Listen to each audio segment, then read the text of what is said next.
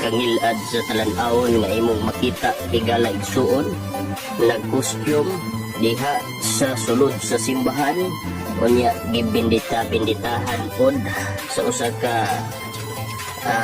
minister or unsa na siya pare or pastor o di ko na pastor pare magsutana. Grabe gayud kung imong lantawon pagkangilada sa gibuhat tingaling naghimo sila mga drama-drama no. Pero kini nga talan-awon ako makita nga dili maayo buhaton sulod sa simbahan daw imong giglorify imong gihibaya si Satanas ni ini nga mga bubad ug dili kini takos ug angayan diha sa Kristofanong simbahan.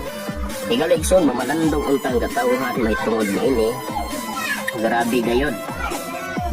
Di nanindog akong balhibo tungod sa ako nakita. Wala na gayon ipatawad. Unya gibindita-binditahan ko daw sila pero wala may epekto. I don't know kung unsa ilang motives purpose nini. Pero ako ang kasulti dili maayo kung buhaton ni siya sulod sa simbahan ng mga kalihukan.